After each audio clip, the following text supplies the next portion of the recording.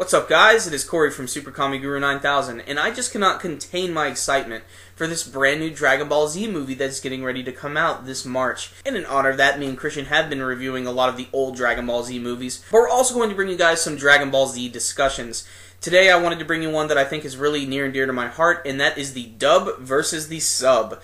And this is something that I haven't really thought about in a while, but I think it's something that's really important for Dragon Ball Z, because I think it's one of the most distinctive dubs versus subs that I've ever seen, and a lot of it mostly has to do with the music, but I just want to give you guys my views on it and what I think.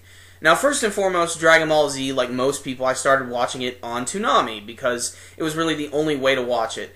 And I loved it. I thought it was awesome. You know, the dub at the time didn't really bother me at all because it was the only way I had seen it. What I do remember distinctly, however, is that the music kicked ass. In particular, when they finally got to the stuff in the Frieza saga, and I think that's when their composer Bruce Faulconer was finally taking over for the music on the series.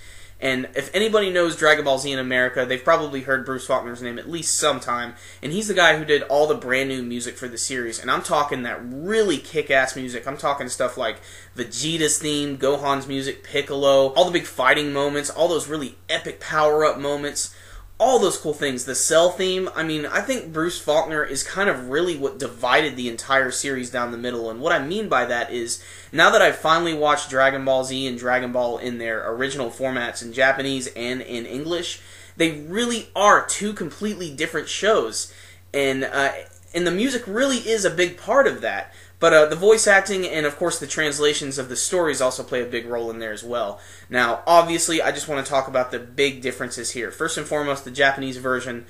Some of the characters are pretty different. But again, a lot of it comes down to the music and a lot of the times the narration.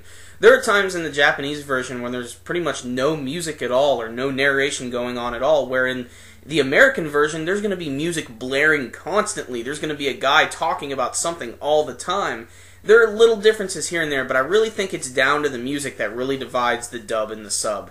And I actually like the Japanese music a lot. It took a long time for it to grow on me, however, and it makes sense because I started watching all the Bruce Faulconer stuff first, and that music is so cool and so amped up. However, there are times that it can be used inappropriately, and there are times it is a little goofy. But for the most part, the Bruce Faulconer music is pretty damn badass. But the Japanese music, at first when I heard it, I was like, oh my god, this is so grating and awful. I just cannot stand it. But the more I watched it and the more I began to really understand what they were going for. Not to mention, this is a show that started in 1985, or I think it was 1986.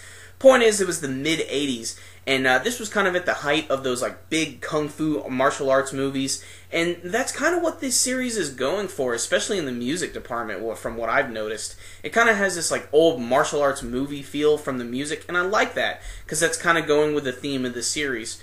And the more I watched it, the more I appreciated it. That's not to say the Japanese version does have some really weird and awkward music at times, especially when they have some lyrical music.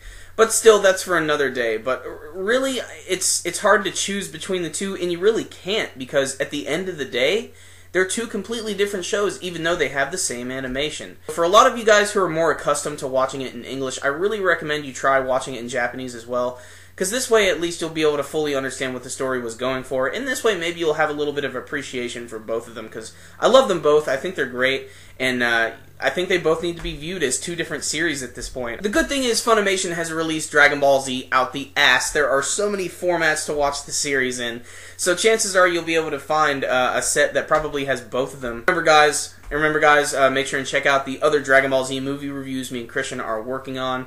We've already done the first two movies, which is Dead Zone and The World's Strongest, and coming up next week is going to be the Tree of Might, so make sure and check that out when it is released. What is it, guys? How do you feel about the Dragon Ball Z series? Do you like the dub? Do you like the sub? Do you like both? You can let me know with your comments below. And remember, guys, as always, if you like this video, give it a thumbs up. It helps these videos out a lot. That concludes this video today, guys. SuperKamiGuru9000, out.